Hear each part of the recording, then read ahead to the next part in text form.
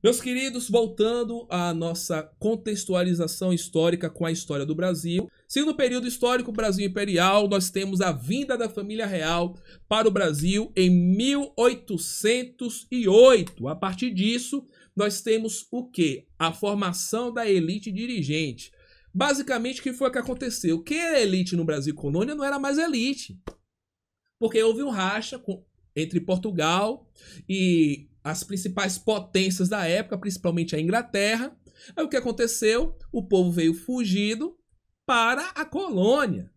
E aí foi necessário que a elite que estava em Portugal, a elite da coroa, veio toda para a sua colônia. E nisso o que foi que aconteceu? Quem era elite no Brasil não era mais elite. Podemos, parafraseando, virou praticamente classe média. Porque agora estava se formando uma nova elite dirigente no Brasil, que estava se constituindo ali agora como um Brasil imperial. Então nós temos aí a valorização do ensino secundário superior, até porque tinha que se preparar o ambiente para essa elite que estava vindo de Portugal.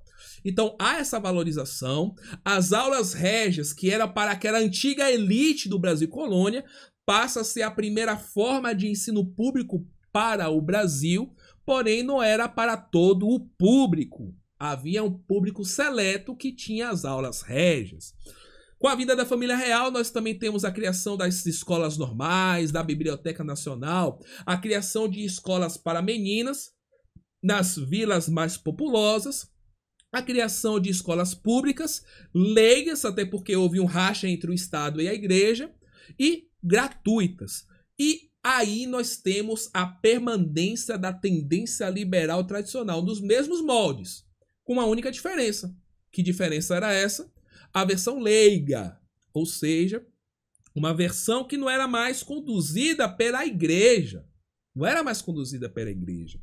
Era conduzida por, podemos dizer assim, como dentro da termologia católica, os leigos, aqueles que não são ordenados, aqueles que não são fazem parte do sacerdócio. Então, passa a assumir a responsabilidade essas pessoas que não eram ordenadas pela igreja, como sacerdotes, como padres, como freis, enfim, ok? Seguindo, nós temos aqui a consolidação do pensamento pedagógico da tendência liberal tradicional. Perceba que eu só estou falando da tradicional. Daqui a pouco a gente vai ver das outras três. Vai ser mais rapidinho, porque a tradicional é que praticamente se consolidou no nosso país. Então, voltando, dentro da linha do pensamento pedagógico, nós temos entre 1549 até 1930 a consolidação da tendência pedagógica liberal tradicional. Aí eu chamo a atenção de vocês rapidamente para a aula. É um paralelo, uma aplicação. Eu não sei vocês, mas se eu passar uma semana em qualquer outro estado, ou até mesmo dentro do estado da Bahia, mas que muda o regionalismo, eu pego o sotaque. Se eu vou para São Paulo passar uma semana, eu volto falando com o sotaque de São Paulo. Se eu vou para o Rio, é impressionante isso comigo.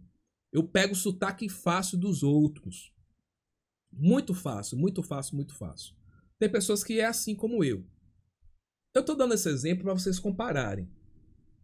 Se alguns de nós temos a capacidade de pegar estilos em pouco tempo, imagine no que se refere a 400 anos de educação dentro da perspectiva liberal tradicional.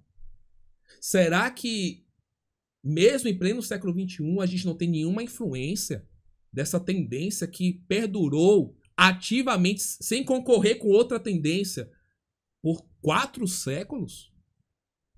Impossível. Por isso que a gente consegue ainda ver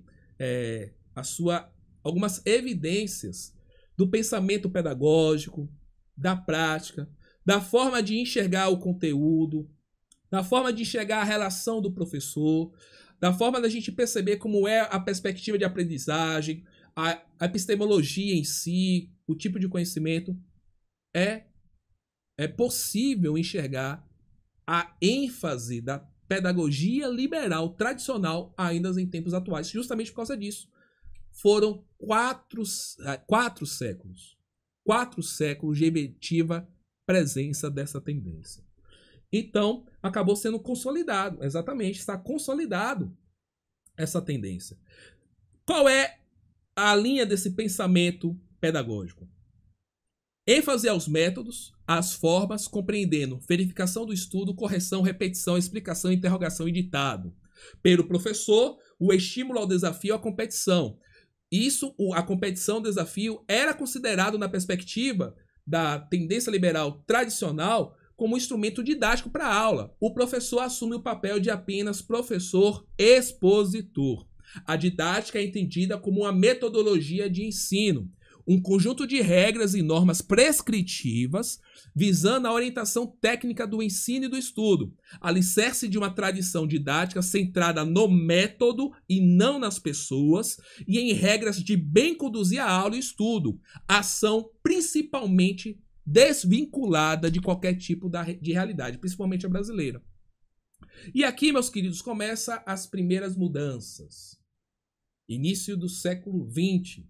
Acontece não só no Brasil, mas no cenário mundial, uma explosão de pensamentos e de correntes pedagógicas, ideologias, frentes, revoluções, enfim.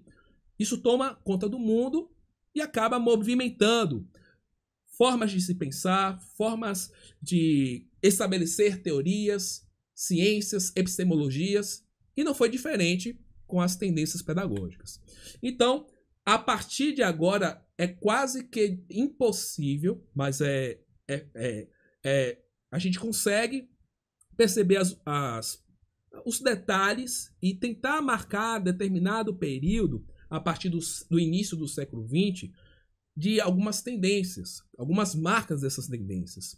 Mas não dá mais para definir uma ordem cronológica de pensamentos, porque houve uma coexistência de linhas de pensamento dada essa explosão de correntes, de concepções, de estudos, certo?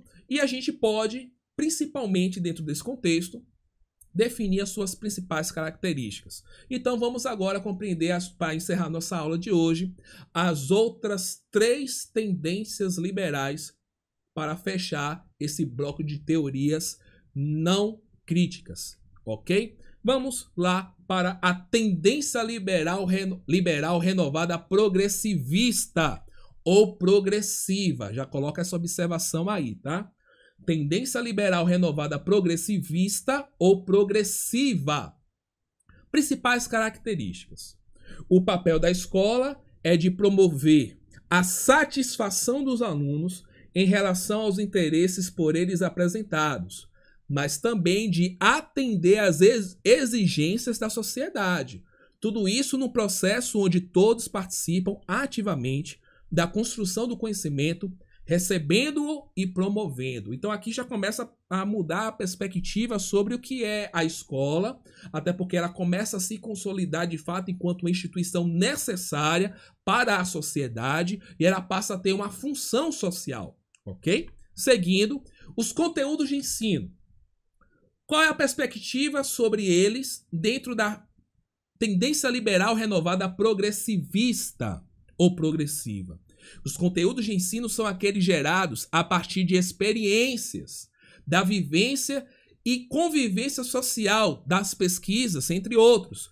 Nesta concepção, consideram-se todos os processos mentais, bem como as habilidades cognitivas. Isso também a gente pode perceber muito também por conta do desenvolvimento da psicologia e ainda a psicologia aplicada à epistemologia e à educação.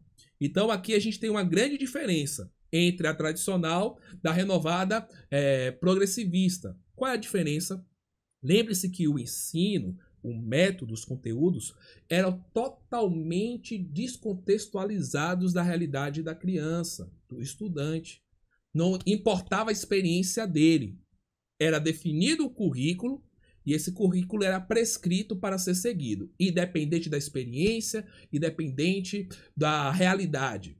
Aqui a gente já tem uma mudança. Perceba, eles são gerados a partir das experiências dos estudantes, das suas vivências e da sua convivência social. É uma transformação de pensamento dentro das tendências. Só que até o próprio nome sugere, né? É uma forma renovada. Porém, há bases que ainda consideram essa tendência como liberal, ou seja, como não crítica, mas há avanços. Metodologias de ensino. As metodologias eram baseadas na promoção de atividades devidamente adequadas ao desenvolvimento do aluno. Então a gente começa a perceber até a mudança do papel da criança e ou do aluno. A gente começa a perceber que ele não é mais um adulto em miniatura.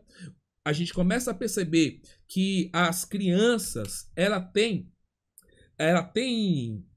algumas necessidades, as crianças têm formas de aprender, tempos de aprender. Então as metodologias, elas precisam ser baseadas nisso. Uma colega perguntou, Edileide, professor, essa tendência surge para romper a tradicional? Sim, ela surge para romper a tradicional, mas ela ainda se enquadra dentro do campo das tendências liberais. Ela surge como ruptura, até por conta da grande avalanche de pensamentos, de estudiosos que começaram a se preocupar com a educação. Perceba que a tendência liberal tradicional, ela trouxe um legado. O primeiro legado foi com o pai da pedagogia. Até então a pedagogia não estava consolidada como ciência. Herbach consolidou a pedagogia como ciência. Paralelamente a isso, outras grandes áreas começaram a se desenvolver e a se correlacionar com a educação, como a sociologia. E aí a gente tem os estudos de Durkheim, enfim, outros grandes sociólogos, a própria psicologia e a filosofia. Esses grandes fundamentos começam a abrir horizontes, ampliar concepções, estudos, surgem novos teóricos e isso começa a convergir para a educação nessa mudança de paradigma. E detalhe, já coloque aí uma nota, dentro desse movimento, nós temos a consolidação da escola nova, movimento que surgiu nos Estados Unidos com John Dewey e que veio para o Brasil e que o seu principal marco foi o Manifesto dos Pioneiros. Eu vou falar sobre isso. Mas nós podemos definir que o principal marco dessa tendência liberal renovada progressivista é justamente a consolidação da escola nova. Foi uma ruptura, sim, uma ruptura de pensamento, uma ruptura de como enxergar o papel do professor, de como enxergar o papel do aluno, mas, lembre-se, dentro do tempo, dentro do espaço, romper certas tradições não foi tão fácil, teve os seus desafios, ok? Então, voltando nas metodologias, elas eram baseadas, repetindo, na promoção de atividades devidamente adequadas ao desenvolvimento do aluno. Assim como a sua natureza, o aprendizado é marcado pela prática, pelo fazer para aprender. Aqui é necessário o procedimento, o aprender a fazer, o desenvolvimento de habilidades, através de trabalhos em grupo, de desafios e de atividades motivadoras. Além disso, a relação professor-aluno é marcado pela horizontalidade. O professor é diferente enxergado da teoria tradicional. Desse TT aí, é teoria tradicional, ok? Então, o professor, diferentemente da tendência tradicional, não é o protagonista, e sim o aluno. Aqui, na tendência liberal renovada progressivista, o professor ganha o papel de facilitador e ajuda o aluno no desenvolvimento livre e espontâneo. A disciplina é definida como atitudes solidárias, participativas e respeitáveis. Principais pensadores. Geralmente, é importante que vocês compreendam esses nomes e associem com as respectivas tendências, porque há questões de concurso, há bancas que gostam de fazer isso. Relacionar as tendências pedagógicas com os seus principais pensadores, autores ou teóricos. Então, na tendência liberal renovada progressivista, quem se destacou dentro dessas tendências ou quem influenciou a formatação dessa tendência? Nós temos John Dewey, o pai da escola nova. Declore no Brasil Anísio Teixeira, nós temos Claparede, nós temos o próprio Jean Piaget, Montessori, Lourenço Filho, Fernando de Azevedo, dentre outros. Mas, a nível de concurso público, nós temos esses principais nomes e é fundamental que você procure memorizar, que você procure reconhecer esses nomes quando eles são atribuídos à tendência liberal renovada progressivista ou progressiva, ok? Vamos para a terceira tendência e penúltima. Tendência liberal renovada não diretiva. Qual é a principal diferença aqui?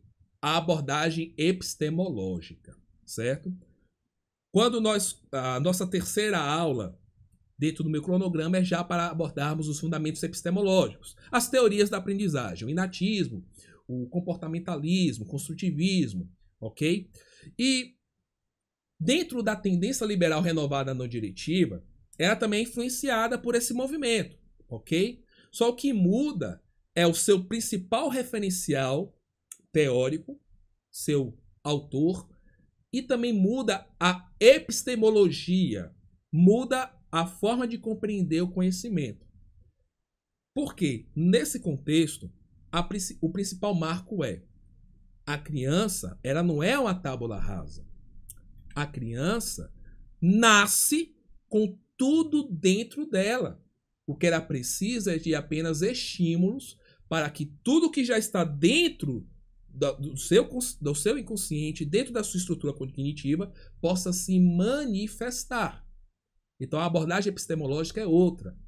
A principal epistemologia é do inatismo. Nós vamos tratar especificamente sobre inatismo, como eu falei, nas nossas próximas aulas. Então aqui a abordagem principal, o principal ponto de diferença está no autor de referência e na abordagem epistemológica, tá bom? No fundamento epistemológico. Vamos voltar para os nossos slides. Principais características da tendência liberal renovada não diretiva. Primeiro, apertei o botão errado. Deixa eu voltar aqui. Só um minutinho. Pessoal, já tô querendo finalizar a aula. Rapaz, o dedo já quer finalizar. Misericórdia. Vamos lá. Principais características da tendência liberal renovada não diretiva. Acentua-se o papel da escola na formação de atitudes, razão pela qual deve estar mais preocupada com os problemas psicológicos do que com os pedagógicos ou sociais.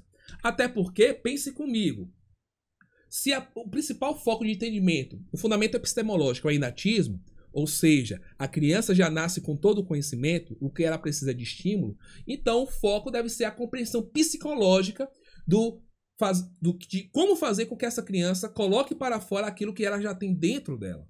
Então, o principal papel da escola é se preocupar com esses papéis psicológicos. Muito mais psicológicos do que com a própria didática, do que com as questões sociais. Voltando.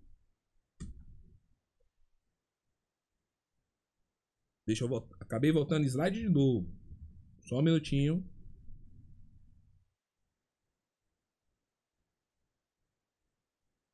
Voltei. Ainda dentro dessas características, os conteúdos de ensino. Então, voltando, qual é a característica, como eles enxergam os conteúdos na perspectiva da tendência liberal renovada não diretiva? A transmissão de conteúdos é secundária. Então, perceba, ainda o foco é na transmissão de conteúdos. Só que ela não é o papel principal dessa tendência. Os processos de ensino visam mais facilitar aos estudantes os meios de buscarem por si mesmos os conhecimentos, que, no entanto, são dispensáveis. Os métodos usuais são dispensados, prevalecendo quase que exclusivamente os esforços do professor em desenvolver um estilo próprio para facilitar a aprendizagem dos alunos. O ensino, mais uma vez, assim como a tendência liberal renovada progressivista, o foco é o aluno e o professor também assume o papel de facilitador. Guarde muito bem essas palavras-chave.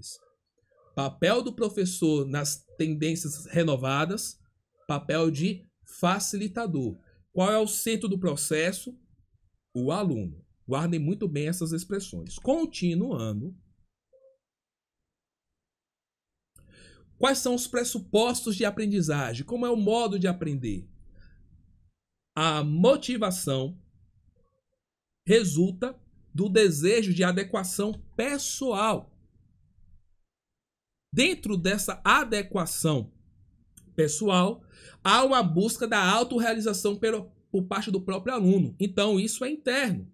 A motivação aumenta quando o sujeito desenvolve o sentimento de que é capaz de agir em termos de atingir suas metas pessoais. Isto é, desenvolve a valorização do eu. Na perspectiva da tendência liberal renovada não diretiva, aprender é modificar suas próprias percepções. É o aluno que muda suas próprias percepções. Daí que apenas se aprende o que estiver significativamente relacionado com essas percepções. E o principal autor, referência teórica dessa abordagem é Carl Rogers. Guardem muito bem esse nome. Principal responsável, Carl Rogers, ok? Ele é quem praticamente fundamentou os teóricos e pensadores que traçaram dentro dessa renovação da tendência liberal essa perspectiva. Para encerrar, vamos agora trazer o contexto histórico e finalizar com a tendência tecnicista. Vamos entender o que estava acontecendo no Brasil logo nas primeiras décadas do século XX. Vamos lá? Então, no Brasil, início do século XX, o que nós temos? Entre 1937 a 1945, o Estado Novo, conhecido também como o período da ditadura de Vargas, né? Mas, dentro desse período do Estado Novo, nós temos uma paralisação dos debates educacionais. Então, se até 1933, 1932, até mais ou menos, posso até dizer, beirando 1940, se houve uma turbulência, e isso não só no cenário brasileiro, mas podemos até afirmar no cenário mundial, a partir da década de 40, começa a paralisar estudos, ênfases, até porque, primeira consequência na parte pedagógica, primeira influência na parte pedagógica. Lembre-se que estávamos vindo de 4 séculos de tendência liberal tradicional. Quando surge novidade, surgiu de vez, assustou. Está parecendo quando o construtivismo surgiu lá na década de 90. Quando surgiu o construtivismo, misericórdia, tinha escola que era construtivista, que assumia construtivismo, entenderam o construtivismo errado, o que acontece dentro do movimento do pensamento. Então, muita gente que achava que era agora construtivista e ainda estava com prática tradicional. E compreenderam o construtivismo de maneira errada. Então, houve uma pausa nesses debates educacionais. Além disso, a educação passou a ter o papel de contribuir para a sedimentação do poder e difusão da ideologia. Um grande marco na nossa história na área da educação é a reforma de Capanema. Essa reforma educacional de Capanema, que aconteceu em 1942, trouxe quanto ênfase a educação moral e cívica. Esse que foi um dos marcos para a educação moral e cívica. O berço nasceu aí, com essa reforma. Cuidado que isso também pode ser cobrado em bancas, viu? Qual é o marco da educação moral e cívica? A reforma de Capanema de 1942. E aqui, nessa reforma, começa a distinção entre trabalho intelectual e do trabalho manual. E nessa perspectiva de trabalho manual, você tinha que preparar mão de obra para a grande ebulição das indústrias. Surge a tendência liberal tecnicista, que é o nosso último tópico da aula de hoje. Na tendência liberal tecnicista, parece que surge para jogar um balde de água gelado em tudo que estava sendo produzido na época. Vamos para as principais características dessa tendência. Primeira principal característica. A escola liberal tecnicista tinha como foco atuar no aperfeiçoamento da ordem social vigente, ou seja, o sistema capitalista que estava consolidado no século XX, articulando-se diretamente com o sistema produtivo, isso principalmente influenciado pelas revoluções pela Revolução Industrial. Emprega a ciência da mudança de comportamento, ou seja, a tecnologia comportamental. Guarde bem essa palavra-chave, comportamento. a base epistemológica da tendência liberal tecnicista é o comportamentalismo, o behaviorismo. Nós vamos falar isso na nossa terceira aula.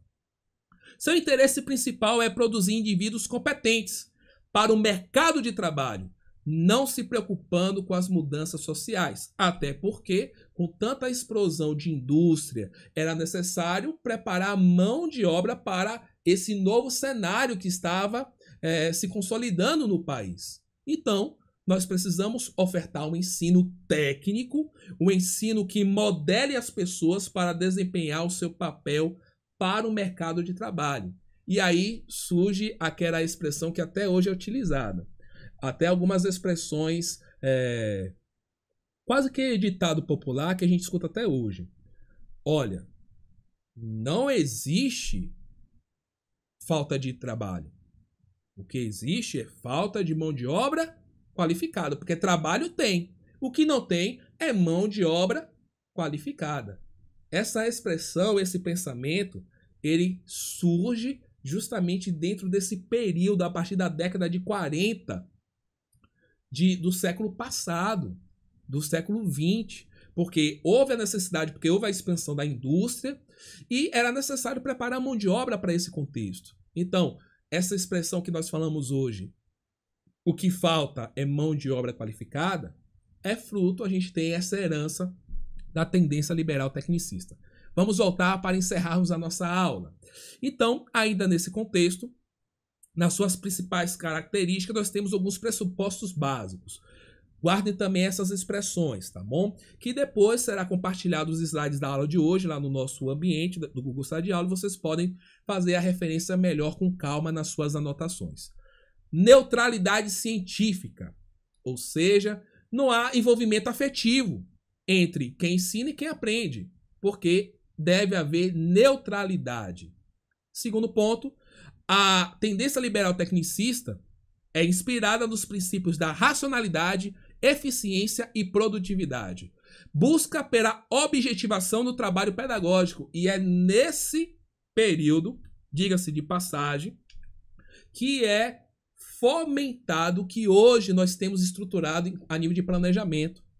É aqui que surge os planos de aula, na realidade, eram os manuais técnicos para aplicação, a gente vai falar sobre isso daqui a pouco, mas o que hoje nós concebemos como plano de aula, plano de curso, planejamento, manual do professor, que você tem o livro do professor e o livro do aluno, o surgimento, o berço é justamente vindo da tendência liberal tecnicista, por essa necessidade de objetivação do trabalho pedagógico. Vamos continuar?